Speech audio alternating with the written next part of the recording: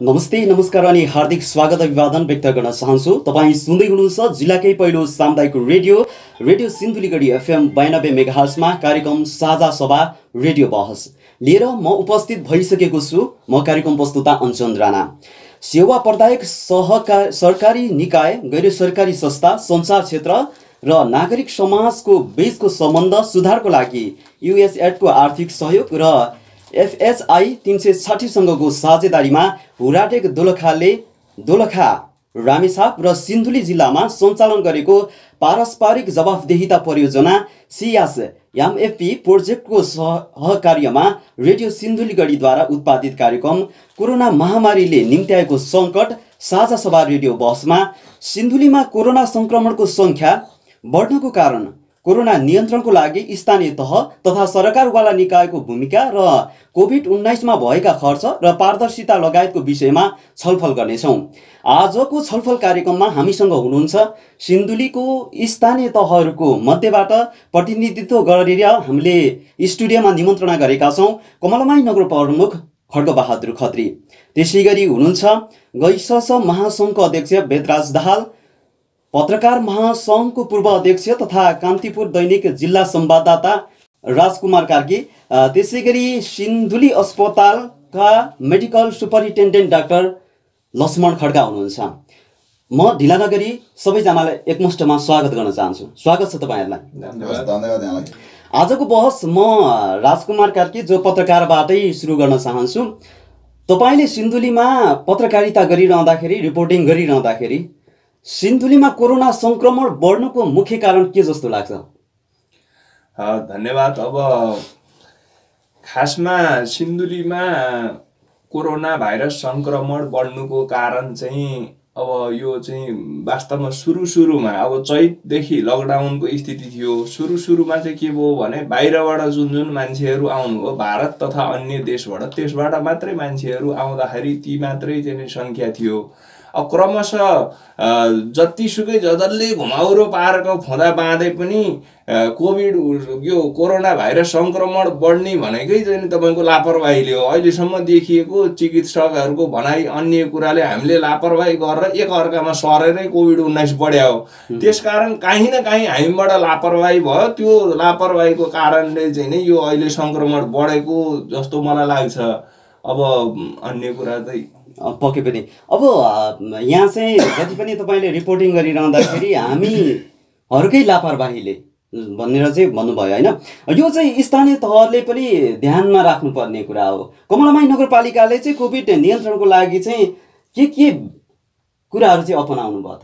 यस्तो हो, यसलाई के गरी बुझ्नुपर्छ भन्नुलाई भने हाम्रो अनुशासन नभएको कारणले गर्दा यो रोग भित्रेको हो भन्ने कुरामा दुई मत रहेन। किन भन्दा हामीले लापरवाही नगरेर यसको बारेमा सजगता अपनाएको भए यो हुँदैन थियो। जस्तो कमलामाई नगरपालिकाले सुरुका अवस्थातिर म धेरै फर्केर गइरहेन, अहिलेको अवस्थामा पनि हामीले बाहिरबाट आउने मान्छेलाई सकभर क्वारेन्टाइनमा राखेर उनीहरूको पिसिआर रिपोर्ट लिएर मात्रै घर पठाएका छौँ। तर भइदिने के रहेछ भन्नुलाई भने कतिपय मान्छेहरू चाहिँ लुकी छिपी आइदिने अनि भनेको बेलामा सम्पर्कमा नआउने अनि आफ्नो नातागोता मान्छे आयो भने लुकाएर राख्ने, यो खालको प्रवृत्तिको कारणले पनि यो कोरोना भाइरस सिन्धुलीमा भित्रियो। अहिलेसम्म सिन्धुलीको रिपोर्टिङलाई हेर्ने हो भने पनि हाम्रो यीको समुदायलाई लागेको भए तापनि हामी बाहिरबाट आएको मान्छेको कारणले हामीलाई सरेको छ। यसकारणले यसलाई न्यूनीकरण गर्ने भनेको चाहिँ हामीले अनुशासन पालना गरेर आफ्नो घरभन्दा सकभर अति आवश्यक कामभन्दा बाहेक बाहिर ननिक्लिने र सकभर आफ्ना नातागोताको मान्छेलाई यो बेलामा आफ्नो एरियामा वा आफ्नो घरमा आउनको लागि अनुरोध नगरियो भने यसको नियन्त्रण हो। हजुर, पक्कै पनि। अब म गैसस महासङ्घको अध्यक्ष वेदराज दाहालतिर जान चाहन्छु। कोरोना नियन्त्रण गर्नको लागि स्थानीय तहको मात्रै भूमिका त होइन नि, तपाईँहरूको चाहिँ के रह्यो? अहिले कोभिड-19 नियन्त्रणको लागि जो महामारीको बेलामा अरू बेला सहज वातावरण हुँदाखेरि मात्रै गैससको भूमिका हो, यो आपतको बेलामा हुँदैन? निसन्देह अन्जानजी, कोरोना नियन्त्रणमा सबैको भूमिका आवश्यक छ। स्थानीय सरकार, सञ्चारकर्मी, अरू सरकारी निकायहरू सँगसँगै गैर सरकारी संस्थाहरू पनि यो महामारीमा हामी सँगसँगै छौँ। स्थानीय सरकारसँग हातेमालो गरिरहेका छौँ। सुरुका दिनहरूमा प्रारम्भिक चरणहरूमा यो जनचेतना अभिवृद्धि गर्ने, के गर्दा कोरोना सर्छ, कोरोनाबाट बच्नको लागि के गर्नुपर्छ, के गर्नु हुँदैन, के गर्नुहुन्छ भनेर जनचेतना अभिवृद्धि गर्ने क्रममा गैर सरकारी संस्थाहरू स्थानीय सरकारसँग हातेमालो गरेर हामीले निकै महत्त्वपूर्ण कामहरू गऱ्यौँ। ती महत्त्वपूर्ण कामहरूमा चाहिँ के परे त, त्यो के गर्नुभयो? जस्तो कोरोना कसरी सर्छ कसरी सर्दैन भन्ने बारेमा चाहिँ पम्पलेटहरू बनाउने, त्यसको प्रचार प्रसार गर्ने, तलसम्म पुगेर जस्तो हाम्रा सामाजिक परिचालकहरू ग्रामीण स्तरसम्म पुगेर जहाँ चाहिँ सरकारको पनि न्यून उपस्थिति छ त्यस्ता त्यो स्तर ठाउँसम्म पुगेर चाहिँ जनचेतना अभिवृद्धि गर्ने, जनतालाई समुदायलाई चाहिँ यो बारेमा चाहिँ सुसूचित गर्ने काम हामीले गऱ्यौँ। त्योभन्दा पछिल्लो चरणमा आएर अब राहतका चरणहरूमा पनि हामी गैर सरकारी संस्थाहरूले विभिन्न स्थानीय सरकारहरूसँग साझेदारी गरेर हाम्रो भूमिका निर्वाह गरिरहेका छौँ। अस्पताल विकास समिति, अस्पतालमा पनि यो सुरक्षात्मक सामग्रीहरू सहयोग गर्ने कुरामा गैर सरकारी संस्थाहरूको भूमिका छ। निकै गैर सरकारी संस्थाले त्यहाँ योगदान गर्नुभएको छ। स्थानीय सरकारले गरेको आह्वान अनुसार स्थानीय विपद व्यवस्थापन कोषमा गैर सरकारी संस्थाहरूले नगदै योगदान गरेर स्थानीय सरकारसँग साझेदारी गरिरहनु भएको छ। यस हिसाब किताबले हेर्दाखेरि गैर सरकारी संस्थाहरू यो विपदको घडीमा हिजो जसरी नै मैदानमै छन्, गैर सरकारी संस्थाहरू लागिरहेका छन्। तपाईँहरूले भन्नुभयो जस्तै गैर सरकारी संस्थाहरू चाहिँ विपदबाट, यो विपदको घडीबाट भागेको अवस्था चाहिँ होइन। पक्कै पनि। अब म यता डाक्टरतिर लाग्न चाहन्छु। अहिले सिन्धुलीमा चाहिँ कोरोना सङ्क्रमणको जोखिम कस्तो छ? हजुर, पक्कै पनि अहिले हाम्रो विश्वव्यापी रूपमै फैलिरहेको, विश्व नै यस कोरोना महामारीबाट आक्रान्त भएको अवस्थामा नेपाल पनि यसबाट अछुतो रहेको छैन र नेपालको यो भनौँ सिन्धुली जिल्लामा पनि अहिले यो केसहरू, सङ्क्रमण दरहरू बढ्दै गएको अवस्था छ। पक्कै पनि हाम्रो नेपाललाई जुन विश्व स्वास्थ्य सङ्गठनले मापदण्ड अनुसार जुन वर्गीकरण गरेको छ त्यसमा चाहिँ हाम्रो अवस्था भनेको क्लस्टर्स अफ केसेस भन्ने हो, जो भनेको चाहिँ केसहरू फाटाफुट्टो रूपमा, झुन्ड रूपमा, विशेष समुदायमा अथवा भनौँ विशेष ग्रुपमा, समूहमा, वर्गमा देखा पर्नु भनेर बुझिन्छ। यसको 4वटा वर्गीकरणहरू रहेको छ, जसमा नो केसेस भन्नाले केसहरू देखा नपरेको, त्यसपछि अर्को भनेको इम्पोर्टेड केस, जुन भनेको बाहिरबाट आउने आगन्तुकहरूलाई मात्र हुने, पाहुनाहरूलाई मात्र हुने, जो चाहिँ सङ्क्रमित भएको देशबाट मात्र फर्किने, जसलाई इम्पोर्टेड केस भनेर भनिन्छ भने अर्को स्टेज भनेको चाहिँ क्लस्टर अफ केस जुन अहिले नेपालमा रहेको छ। र अर्को भनेको चाहिँ समुदाय स्तरमा, जसलाई ऱ्यान्डमली जुन जहाँ पनि देखिन सक्ने त्यो अवस्थामा रहेको छ भन्ने कुराहरू छ। र सिन्धुलीको अवस्थामा चाहिँ क्लस्टर अफ केसहरू रहेको छ। हाम्रो अस्पतालमै अथवा भनौँ यस जिल्लामै हामीले व्यवस्थापन गरेको अहिलेसम्मको जम्मा केसहरूको बारेमा कुरा गर्नुपर्दा जम्मा 43वटा केस छ, जसमध्ये अहिले चाहिँ उपचाररत हुनुहुन्छ, जसमध्ये 22जना चाहिँ हाम्रो अपोलोमा हुनुहुन्छ, 3जना अस्पतालमा हुनुहुन्छ र चाहिँ हजुरको चाहिँ 6जना चाहिँ सेल्फ आइसोलेसनमा। यसको विभिन्न निर्देशनहरू रहेको छ, जसमध्ये चाहिँ मापदण्डहरू रहेको छ, जसमध्ये कतिपय अवस्थामा हामीले स्वास्थ्य संस्थामै गएर राख्नुपर्ने हुन्छ, अथवा भनौँ कतिपय अवस्थामा जसमा चाहिँ लक्षणहरू देखा परेका छैनन् अथवा माइल्ड सिम्टमहरू, साधारण लक्षणहरू देखेको अवस्थामा र त्यो बिरामीले चाहिँ सेल्फ आइसोलेसन स्वयं एकान्तीकरण गरेर राख्न सक्ने अवस्थामा चाहिँ उसलाई चाहिँ घरैमा अथवा ऊ जहाँ छ त्यही अवस्थामा पनि हामीले राख्न सक्छौँ। त्यो अवस्थामा चाहिँ हामीले 6जनालाई चाहिँ सेल्फ आइसोलेसनमा राखेका छौँ भने, अनि हामीले 12जनालाई चाहिँ डिस्चार्ज गरेका छौँ। हालसम्म सम्पूर्ण बिरामीहरूको, सङ्क्रमितहरूको स्वास्थ्य अवस्था सामान्य रहेको छ। सबैजना स्वास्थ्यकर्मीको निगरानीमा रहनु। पक्कै पनि। अब यो भनिरहँदाखेरि चाहिँ सिन्धुलीमा चाहिँ कोरोना सङ्क्रमण भएको व्यक्तिहरूमा चाहिँ कोरोनाको लक्षणहरू देखेको छ कि छैन? हजुर, पक्कै पनि धेरै जसो सङ्ख्यामा जुन हाम्रो वर्गीकरण रहेको छ, जसमध्ये विश्वव्यापी रूपमा हामीले हेर्दाखेरि चाहिँ करिब 80%लाई लक्षण देखिँदैन र बाँकी रहेको 15%मा लक्षण देखा पर्दछ र अर्को बाँकी रहेको 5%मा चाहिँ अलि जटिलताहरू देखिन सक्छ, जसमा चाहिँ भेन्टिलेटरमा राखेर आइसियुमा राखेर राख्नुपर्ने अवस्था हुन्छ। भने हाम्रो सिन्धुलीको हकमा कुरा गर्नुपर्दाखेरि जम्मा 1-जनालाई मात्र अथवा 1 वा 2जनालाई मात्र सङ्क्रमणको लक्षणहरू, जसमा चाहिँ रुगा लाग्ने, खोकी लाग्ने देखि ज्वरो आउने, स्वाद हराउँदै जाने, पखलाहरू लाग्ने लगायतका लक्षणहरू चाहिँ देखा परेको छ। अब सिन्धुलीमा ती कोरोना सङ्क्रमितहरूमा लक्षण देखिहाल्यो भने त्यहाँ उपचार गर्ने वातावरण हुन्छ कि हुँदैन? हजुर, पक्कै पनि हामीले सिन्धुली अस्पताल अथवा भनौँ सिन्धुली यहाँ रहेका सम्पूर्ण सरकारवाला निकायहरू अथवा भनौँ यसलाई हेर्ने जुन जिल्ला स्थित हाम्रो डिसिसिएमसी भनेर भन्ने गर्छौँ, कोरोना क्राइसिस म्यानेजमेन्ट सेन्टर, त्यसले हामीले सुरुदेखि नै यसको लागि, यसको तयारीको लागि अथवा भनौँ यसको रोकथाम, नियन्त्रण र उपचारको लागि चाहिँ हामी सम्पूर्ण सम्बद्ध पक्षहरू मिलेर चाहिँ हामीले खाकाहरू बनाएका थियौँ र त्यही अनुसार चाहिँ हामीले बिरामीहरूलाई कसरी व्यवस्थापन गर्ने अथवा भनौँ सुरुकै अवस्थादेखि पोइन्ट अफ इन्ट्रीदेखि नै क्वारेन्टाइनमा कसरी राख्नेदेखि लिएर हामीले चाहिँ सङ्क्रमितहरूलाई आइसोलेसनमा कसरी राख्नेदेखि लिएर चाहिँ कदम कदाचित कसैको मृत्यु भएमा त्यो मृत्युको सब व्यवस्थापन कसरी गर्ने समेत हामीले प्लान बनाएका छौँ। पक्कै पनि अब अस्पतालको हकमा, अस्पतालमा कुरा गर्नुपर्दाखेरि हामीलाई चाहिँ आइसियु बनाउनको लागि भनेर पनि बजेट विनियोजन भएको थियो र हामीले चाहिँ आइसियु करिब आइसियुका लागि नै उपकरणहरू चाहिँ हामीले तयारी अवस्थामा राखेका छौँ।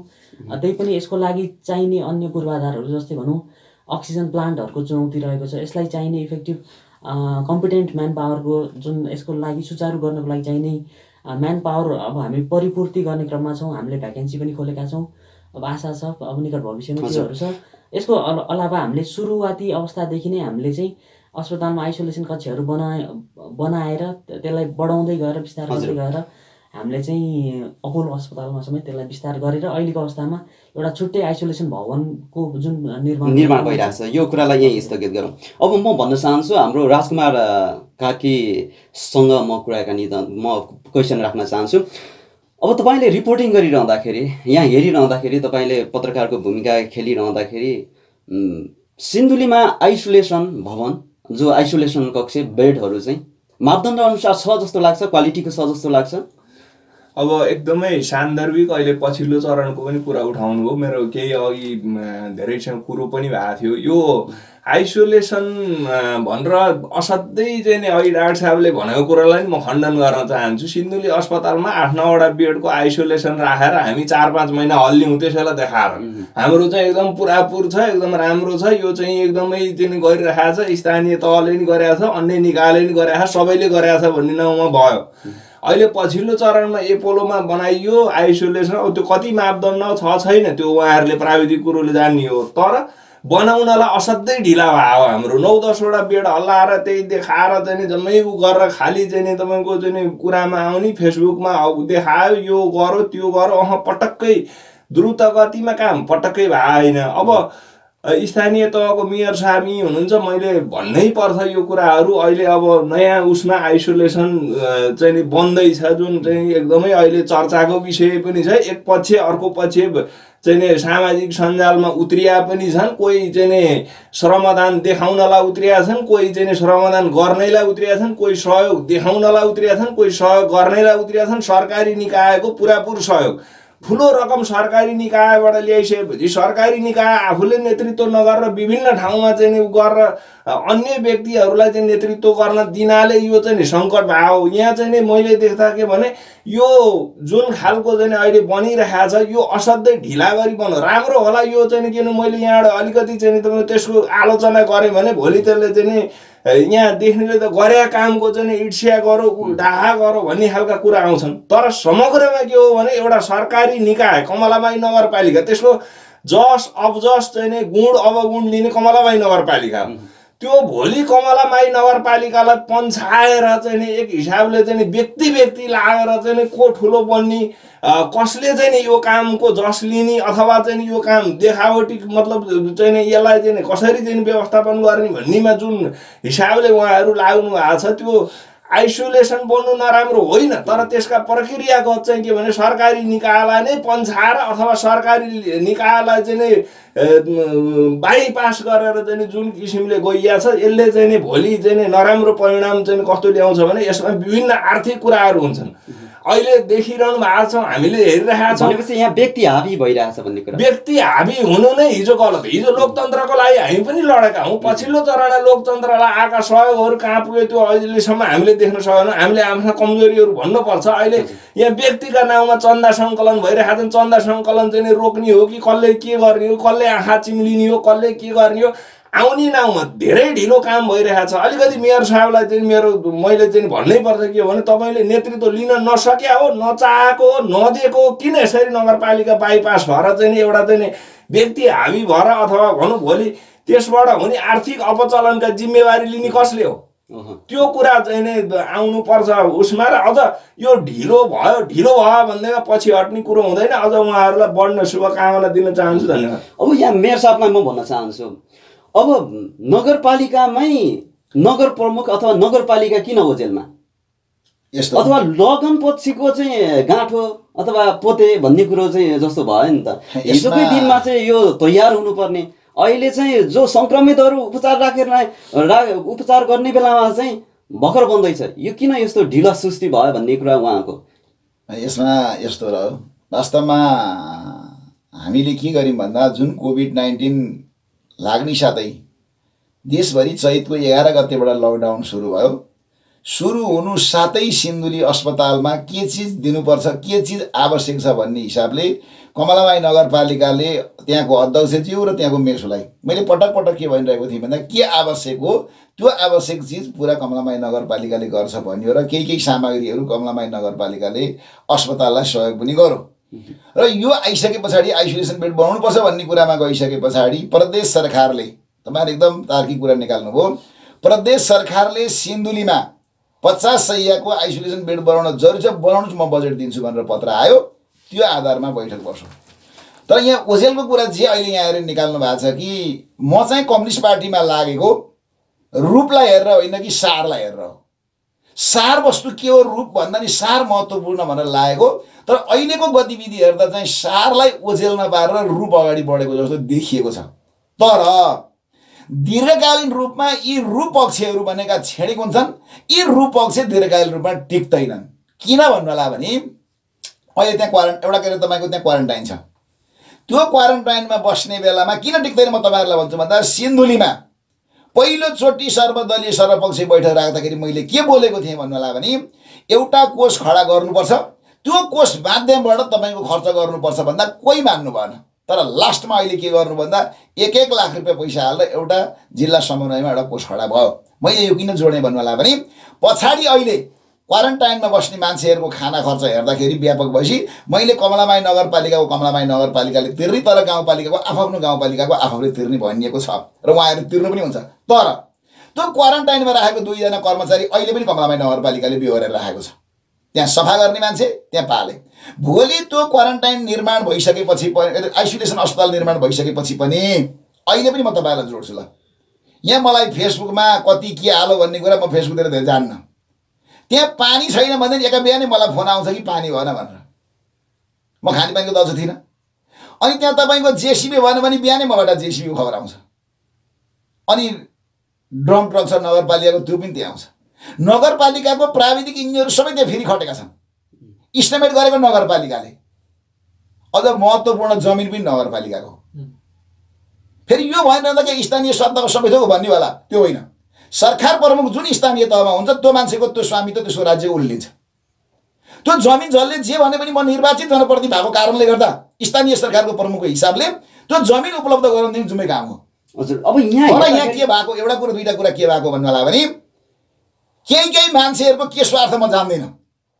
मैले भनेको छु, मलाई त कतिपयले तपाईँले अझ सोध्नुभयो सोध्नुभयो। अस्ति म एक दिन गएको थिएँ, एउटा दुईटा ढुङ्गा फालेर यसो साबेल खेलाउन मेयर साहब तपाईँ फोटो हाल्नु पर्यो भन्नुभयो।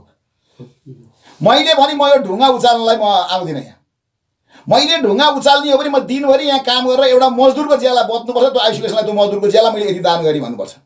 म त्यहाँ साबेल चलाएको, म त्यहाँ ढुङ्गा बोकेको म फोटो फेसमा हाल्नुपर्छ म भन्दिनँ। हो, मेरो पनि त्यहाँ म गएको बेला खिचेर हाल्नु भएको छ। म त्यहाँ अनुगमनकर्ता पनि हो, म नगरको प्रमुख पनि हो। यो हिसाबले के भइरह त भन्दा अहिले राजकुमारजीले कुरा निकाल्नु हो। धेरै मान्छेहरूलाई अहिले के लागेको छ भन्नु होला भने यो भवन कसरी बन्ने हो। तर फेसबुकमा मैले बनाएको तैँले बनाएको अनि के मैले अनुरोध गरेँ भन्नु होला भने तपाईँहरूले कति हो याद गर्नु भएको छ। मैले एकपल्ट यहाँ एउटा शब्द बोलेका थिएँ। अहिलेसम्म 35 जनाभन्दा बेसी चाहिँ मान्छे फेसबुकमा स्ट्याटस लेखेर मेरो विरुद्ध गएको भेटेको छुइनँ भने जस्तै मलाई एकजनाले हिजो भनिसक्नु भएको छ बाहिरबाट। किन मैले जोडेको भने एक थरीको चाहिँ बिहानै त्यहाँ गएर काम छैन, बिहानै त्यहाँ गएर बसिरहनु पर्ने जरुरी होइन। तपाईँले जे भन्नु, मैले अस्ति एक दिन भने पनि त्यहाँ यदि त्यो काम श्रमदानबाट गर्ने हामी फोटो खिच्ने हो भने कति 100 जना मजदुर, अझ तपाईँलाई म भनिदिनु त्यो भवन त्योभन्दा नि सस्तो बन्छ। कमलामाई नगरपालिकाले कति दिन मजदुरी दिने हो? कमलामाई नगरपालिकालाई 100 मजदुर मान्छेको जिम्मा लाउने, आज कमलामाई नगरपालिका कतिजना 75 जना जनप्रतिनिधि छन् 72 जना जनप्रतिनिधि एक दिन गरेर श्रमदान गरौँ न सबै स्थानीय तहलाई एक दिनको श्रमदान लाउँ त के हुन्थ्यो तर हामी त्यो गरेका छैनौँ र हाम्रो काम अहिले पारदर्शिताको हकमा त्यो बारे म क्लियर छु पारदर्शी बनाउनुपर्छ तर त्यो काममा पनि म यही सञ्चार माध्यमबाट भन्छु त्यहाँ न्यूनतम रूपमा रेटमा दिएको भनिएको छ जस्तो हामीले ढुङ्गा उचाले पनि त्यहाँ हामीले 1000 रुपियाँ घनमिटर कति घनमिटर दिएको छ जोड्न दिएकै हो त्यहाँ म सुन्दैछु त्यो इँटा जोड्ने पनि दिएकै छ त्यहाँ तर त्यो दिइसके पछाडि पनि हामीले जस पाउनको नाउँमा सस्तो लोकप्रियता कमाउनु म त यी सिधै भन्छु सस्तो लोकप्रियता धेरै टिकाउ हुँदैन यो सस्तो लोकप्रियता देखाउने ठाउँ भएको छ अघि राजकुमारजीले भने चाहिँ भोलि त्यो आइसोलेसन बेड बनिसकेपछि पनि मैले भर्खर अहिले त 3 लाख मात्रै दिएको छ त्यो आइसोलेसन बनिसके पछाडि पनि त्यहाँ पालेका कुरा आउँछन् त्यसको भित्र व्यवस्थापन समितिका व्यवस्थापनका कुरा आउलान् त्यहाँ भोलि नपुग्ने धेरै चिज आउँदा चाहिँ त्यतिखेर कसलाई गुहारिन्छ भन्दा कमलामाई नगरपालिकाले नै गुहारिन्छ काम चाहिँ नगरपालिकालाई गुहारिन्छ तर फेसमा अरू आइन्छ त्यसले गर्दा मलाई यो फेसको धेरै चिन्ता बुझिरहेको छ एउटा बीचमा सोधेँ जस्तो अहिले पिक आवर डाक्टर साहबले भन्नु होला पिक आवरको अवस्थामा छ अहिले मृत्यु दर चाहिँ नै सबैभन्दा बढ्ता कोरोनाले उछिन्यो अब तपाईँ हामीले जानेको बुझेको कुरा के थियो भने हिजो बाहिरबाट मात्रै आयातित थियो कोरोना भाइरस र ती बाहिरबाट आउने व्यक्ति के थियो भने जो बाहिर गएको हुन्छ त्यो मान्छे स्वस्थ गएको हुन्छ स्वस्थ मान्छेलाई कोरोना पचाउन सक्ने क्षमता अलिअलि देखियो हामीले पनि विभिन्न अनुसन्धान हेर्दाखेरि त्यही देखियो र त्यो कारणले मृत्यु दर कम भयो अब अहिले समुदाय स्तरमा पस्यो समुदाय स्तरमा पसिसकेपछि मृत्यु दर सबैभन्दा बढ्ता कोरोनाको मृत्यु दर भयो कोरोना भाइरसको भन्ने आएको छ मैले यहाँनिर जोड्न खोजेको के हो भने हिजो हामीले झन्डै 2 करोड रुपियाँ कमलामाईकै नगरपालिका मैले कुरो भने 2 करोड रुपियाँ चाहिँ नै राहत वितरण गऱ्यौँ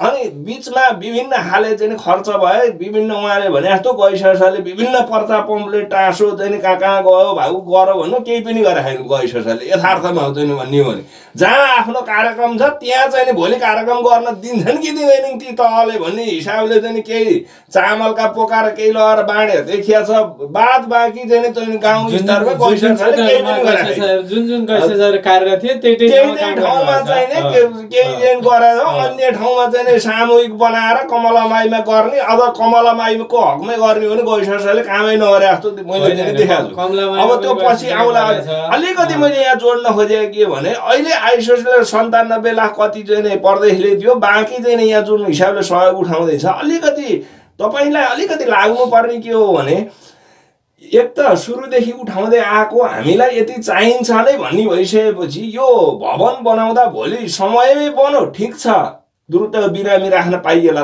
तर कथम कदाचित चाहिँ त्यसले अलि लामो समय लियो अथवा के भने यत्रो चाहिँ यो बहु सरकारी भवन त्यही खाली अवस्थामा छ त्यतातिर हाम्रो ध्यान गएन अब मैले अघि पनि जोडे राहतका नाउँमा 2 करोड झन्डै गरियो त्यो राहत उपयोगी थियो थिएन त्यो आउला तपाईको बागवानी जस्तो कन्दमूल केन्द्र एकान्तमा भएको भवनहरू सबै ठिकठाक भवन हुँदा हुँदै किन नेतृत्व लिएर यो चाहिँ अस्पतालसँग सहकार्य गरेर नेतृत्व लिएर त्यो गर्न सकिएन यो चाहिँ नि त कम्तीमा बनिरहेको भवनलाई युज नगर्ने अनि नयाँमा गएर चाहिँ विभिन्न नाउँमा पैसा र के नाउँमा चाहिँ बहस हुने चर्काचर्की हुने विवाद हुने द्वन्द्व सिर्जना हुने त्यसले चाहिँ एक अर्कामा रिस राग बढ्ने अझ चाहिँ तपाईको चाहिँ दुई पक्ष चाहिँ झडपैको स्थिति पनि भोलिका दिनमा आउला भने जस्तो हो नि यो चाहिँ किन रोक्न सक्नु भएन यहाँले यस्तो के हो घटना भन्नु होला भने जुन ढङ्गले एउटा समिति बन्यो सर्वदलीय सर्वपक्षीय बैठक सबैजना बसिएपछि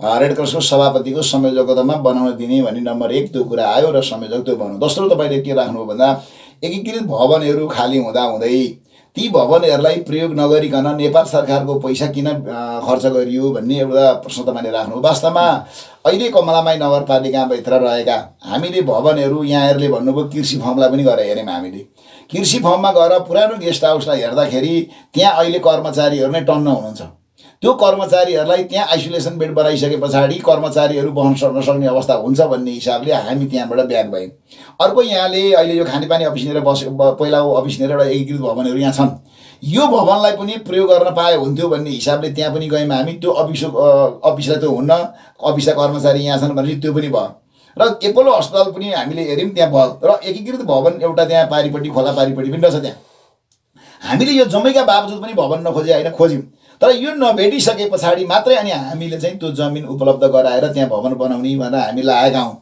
र जस्तो अहिले यहाँले भनेको जस्तै वास्तवमा कोभिड-19 को बारेमा भएका खर्च वास्तवमा राहत हामीले बाँडिरहँदा हामीले भवन बनाइरहँदाखेरि हामीले ती चिज कतिका उपयुक्त हुने नहुने भन्ने कुरा पनि लजिक तर्क ठिक हो। किन भन्नुहोला भने हामी कस्तो अप्ठ्यारामा छौँ भन्नुहोला भने तत्कालको अवस्थामा एउटा थर्मोगन नपाउँदा थर्मोगन पाइएन त्यो पनि नल्याउने भन्ने कुरा हुने भयो। अब त्यो पिपी सेट एकपल्ट लगाएपछि युज एन्ड थ्रो कतिपय छन् त्यो पनि अब किनेर ल्याउनै पर्यो, त्यो पनि भोलिदेखि कुरा भएन। अहिले मैले लगाइरहेको मास्क पनि यो मास्क अब युज एन्ड थ्रो भनेको छ, यो पनि अब आज म लाउँछु, यो कति रुपियाँ हो, आज दिनभरिमा यो सक्यो। यसले गर्दा के हो भन्नुहोला भने हामीले गरेका परिणाममुखी भन्दा अहिलेको देखिएको काममा परिणाम टक्कै आउने भन्दा पनि यो कोभिड-19 जुन एउटा रोग आएको छ यसलाई कसरी न्यूनीकरण गर्न सकिन्छ भन्ने कुरा हो। र जहाँसम्म खर्चको बचावट हामीले कोभिड-19 को नाउँमा खर्चलाई अनावश्यक किसिमले बढाउनु भन्दा पनि राज्यलाई गरिब बनाउनु भन्दा पनि बढीभन्दा बढी खर्चको हामीले जोगावट गर्नुपर्ने, यो कुरामा म सहमत छु। किन भन्दा यो कोभिड-19 को नाउँमा वा यसले यसको पारेको प्रभावको नाउँमा हामीले आर्थिक रूपमा देशलाई सङ्कट पार्ने गतिविधि जुन गरिरहेका छौँ, हामीले आर्थिक बचाउनु पर्ने चाहिँ हाम्रो दायित्व, हामी जनप्रति होस् वा समाजसेवामा लाग्ने मान्छेको। तर हाम्रा गतिविधिले, तपाईँहरूले भनेको कुरामा सहमत छ, हाम्रा गतिविधिले हाम्रा गरेका खर्चका बारेमा पनि प्रश्नवाचक चिन्ह यो मानेमा उठ्ने भयो कि त्यो चिज वास्तवमा भोलि दीर्घकालीनमा टिकाउ हुन्छ हुँदैन। जस्तो अहिले एउटा घर बन्दैछ, यो घरलाई चाहिँ भोलिका दिनसम्मलाई त्यो कोभिड-19 भोलि यो हराएर गए पनि तर त्यो भवन जुन बन्दैछ त्यो भवनको चाहिँ उपयोगिताको बारेमा सोचेर त्यसलाई उपभोग गरिरहन सक्यो भने राम्रो हुन्छ। नत्र जति भवन बनाउँदै जाने कोभिड-19 सकिएपछि त्यो सकिएको उही ठाउँ देखिएको छ। भूकम्पमा बनाएको कालीमाटीमा कहिलेकाहीँ हेर्छु ढुङ्ग्रेबासको चाहिँ त्यहाँ प्रहरी चौकीहरू बसेको छ। यसले गर्दा उपयोगिता चाहिँ बनाउनुपर्छ। एकदम सही रूपमा तपाईँहरूले प्रश्नवाचक चिन्ह उठाउनुभएको छ। दुईवटा कुरामा क्लियर छ। एउटा कुरा आर्थिक रूपमा पारदर्शिता, जनआन्दोलनको नाउँमा पैसा उठो, जनआन्दोलन सकिसके पछाडि अहिले तपाईँले उठाउनु भयो ती पैसा कहाँ गए भन्ने वास्तवमा जटिल प्रश्न हो। र अहिले जुन ढङ्गले कमलामाईले सुरुमा 3 लाख दियो, अहिले गाउँपालिकाहरूले 5-5 लाख रुपियाँ हाल्दैछन्, विभिन्न किसिमका चन्दा त्यहाँ गएका छन्, सहयोगदाताहरूले दिनुभएको छ। तर उहाँहरूले दिएको चन्दा त्यहाँबाट चाहिँ त्यो चाहिँ पारदर्शी ढङ्गले जनताको खाली आँखाले देख्ने दिशामा म कमलामाई नगरपालिका तर्फबाट प्रयत्न गर्छु। अर्को राजकुमारजीले राख्नु भएको कुरो, नगरपालिका एउटा सरकार हो, सरकार आफैले त्यसको स्वामित्व लिनुपर्थ्यो र त्यो आइसोलेसन भवन चाहिँ नगरपालिका आफैले बनाएको भए के हुन्थ्यो, के भन्दा किन समिति बनाउनु पर्थ्यो, नगरपालिकाले स्वामित्व लिएको भए हुन्थ्यो भन्ने कुरा जुन प्रश्न निकाल्नु भएको छ। र सर्वोच्च स्तरपछि त्यसको बजेट आउने जिल्ला जनस्वास्थ्य जिल्ला अस्पतालमा डाक्टर साहब यही हुन्छ, अस्पतालबाट आउँछ त्यसको बजेट, आउँदाखेरि समिति माध्यमबाट जाने भन्ने त्यहाँ कुरा आइसकेपछि म नगरको प्रमुखले फेरि मै मात्रै गर्छु मैले भन्ने कुरा पनि मैले गर्नु सरकार भएपछि तपाईँले आँट्न त पर्थ्यो नि। जस्तो तपाईँले ताजा उदाहरण के भने नि, केपी ओलीले उच्च स्तरीय संयन्त्र माथिकै कुरा गर्दा बनाउनु पर्यो भने प्रचण्डले हुँदैन, सरकार भएपछि हामी नै हो। तपाईँले किन बोल्न सक्नु भएको? तपाईँ पनि त सरकार हो। अनि तपाईँहरू प्रश्न जायज हो। सरकार भएको हिसाबले मैले यस्तो चाहिँ कुरा छ सर, मैले आफैले पैसा हाल्ने भएको र सबै थोक बनाउने भए चाहिँ तपाईँले मेरो 50 रुपियाँ एड गरेर म आफै बनाउँथेँ। तर प्रदेशले दिने पैसा नगरपालिका थ्रु आउँदैन, थ्रु अस्पतालमा आउँछ हेर्नुहोस्। अनि अस्पताल थ्रुमा आएको पैसालाई मैले म बनाउँछु भनेर हस्ताक्षर गर्न जाँदाखेरि कतै आर्थिक रूपको बारेमा पनि म माथि प्रश्न त उठ्दैन भन्ने हिसाबले पनि मैले सर्वदलीय सर्वपक्षीय बैठक बसिसकेपछि मैले अस्पतालले बनाएको समितिलाई सहमति दिएको। त्यही त, अब यो चाहिँ नगरपालिका भित्र भइसकेपछि नगरपालिकाको समिति रहनुपर्ने हो। र त्यहाँ चाहिँ अब जति पनि चन्दाहरू उठे, जति पनि सहयोग जुटे, त्यो त नगरपालिकामा अपडेट हुनु पर्यो नि। भोलिका दिनमा त जनताले त पारदर्शी खोज्छ नि, होइन? त्यो त तपाईँले दिन सक्नु परेन। भोलि चाहिँ अब फेरि तपाईँ चाहिँ यो मैले जिम्मेवारी ल्याएको छैन, यो चाहिँ अस्पताललाई भन्नुहोस् भन्ने कुरा त भएन नि। मैले एउटा स्थानीय सरकारको प्रमुख त्यहाँमाथि त्यो अनुगमन समितिको पनि सदस्य भएको कारणले गर्दाखेरि मैले उहाँहरूलाई के भनेको छ भने हरेक दिनमा त्यहाँ हिसाब किताब भएको छ। हरेक दिन कसले कति बजेटहरू विनियोजन त्यसको बारेमा, कति ढुङ्गा आएका छन्, कति बाँस आएका छन्, यी जम्मै बारेमा त्यहाँको पारदर्शिताको हकमा अहिलेदेखि नै तपाईँहरूले सचेत गराउनु भएको छ। योभन्दा अगाडि पनि मैले उहाँलाई समिति बन्ने साथै मैले के भनिरहेको छु भन्नु होला भने त्यो समितिमा ल्याइएका सिमेन्टीका रेटदेखि लिएर सबै सामग्रीको रेट सहितको सार्वजनिक गर्नुपर्छ हामीले त्यहाँ। यो जसरी अहिले तपाईँहरू यहाँ आउनु भएको छ त्यसै गरी त्यहीँ लगेर त्यो भवन निर्माण भइसकेपछि त्यो समितिको अध्यक्ष हामी अनुगमन गर्दा को उपस्थितिमा सार्वजनिक सुनवाई गरेर मात्रै त्यसको हिसाब किताब अन्त्य गर्नु फरफाड गर्नुपर्छ। हुन्छ। अब यो भनिरहँदाखेरि अब म यता अस्पताल अध्यक्ष भनौँ न यता डाक्टर साहबतिर लाग्न चाहन्छु। आइसोलेसन चाहिँ हुनुपर्ने कस्तो हो? हजुर, पक्कै पनि म अगाडिको कुराहरूमा केही जोड्न चाहेँ। सरले भन्नुभयो आइसोलेसन देखाउनको लागि मात्र भन्ने, पक्कै पनि अब राज्यको 4औं अङ्ग उहाँले घचघचाउनुहुन्छ, त्यसमा चाहिँ धन्यवाद पनि छ। तर हामीले बनाउनको लागि मात्र नभइकन त्यहाँ राखेर एक्चुअल बिरामीहरू, शङ्कास्पद बिरामीहरूलाई नै सुरुवाती दिनदेखि नै त्यहाँ राखेर हामीले व्यवस्थापन गरेर उहाँहरूको सङ्क्रमण अथवा भनौँ टेस्टिङ गरेर टेस्टिङ नेगेटिभ आइसकेपछि उहाँहरूलाई डिस्चार्ज गरेको अवस्था हो। पक्कै पनि कुनै पनि दिन थिएन होला त्यो आइसोलेसन खाली भएको। सायद मलाई लाग्छ आइसोलेसन भनेको कोरोना भएको मान्छेलाई राखेर चाहिँ उपचार गरिने होइन, बिरामीलाई। हजुर पक्कै पनि। अब तपाईँहरूको आइसोलेसन चाहिँ के हो भने नि कोरोना लक्षण नदेखेकालाई मात्रै राख्ने भयो, त्यहाँ त कोरोना लक्षण भएको मान्छेलाई पनि राखेर चाहिँ उपचार गर्नुपर्ने होइन र? हुन्छ हजुरको। अब तपाईँको बेडमा चाहिँ के छ भने आइसोलेसन भनेर लेखिया छ, तर त्यहाँ मापदण्ड के हुनुपर्ने इक्विपमेन्टहरू केही पनि छैन, त्यो हो र आइसोलेसनमा हुनुपर्ने गुण? हजुर पक्कै पनि सुरुमै हामीलाई बिरामी आउने बित्तिकै यो सङ्क्रमित भनेर उसको निधारमा लेखेर आएको हुँदैन। पक्कै पनि यसको डेफिनेसन छ, एउटा केस डेफिनेसन के छ भन्दाखेरि सम्भावित होइन, जसलाई सस्पेक्टेड भन्छौँ, त्यसपछि हाम्रो प्रोबेबल छ, त्यसपछि हाम्रो चाहिँ कन्फर्म केस छ होइन। सुरुमै आउँदाखेरि उसलाई निधारमा लेखेर आएको हुँदैन। हामीले पक्कै पनि शङ्कास्पद देखिने बित्तिकै उसलाई चाहिँ हामीले यो चाहिँ सङ्क्रमित हुनसक्छ है भन्ने हिसाबले हामीले सोचेर अगाडि बढ्नुपर्ने हुन्छ। त्यो अवस्थामा उसको रिजल्ट नआउन्जेलसम्मलाई हामीले उसलाई आइसोलेसनैमै राख्नुपर्ने हुन्छ। किन भन्दाखेरि भरे पछि पोजिटिभ आएको खण्डमा पक्कै पनि उसलाई चाहिँ, किन भन्दाखेरि सङ्क्रमित अथवा भनौँ सम्भावित भन्ने बित्तिकै उसलाई चाहिँ लक्षै हाम्रो चिकित्सकको निगरानीमै राख्नुपर्ने हुन्छ, चिकित्सकले भनेअनुसारै हुन्छ। अब मलाई भनिदिनुहोस्, कोरोना सङ्क्रमित व्यक्तिमा लक्षण भयो भने होइन, लक्षण देखेका छन्, उसलाई गाह्रो छ भनेदेखि सिन्धुलीमा राखेर उपचार गर्ने वातावरण छ कि छैन?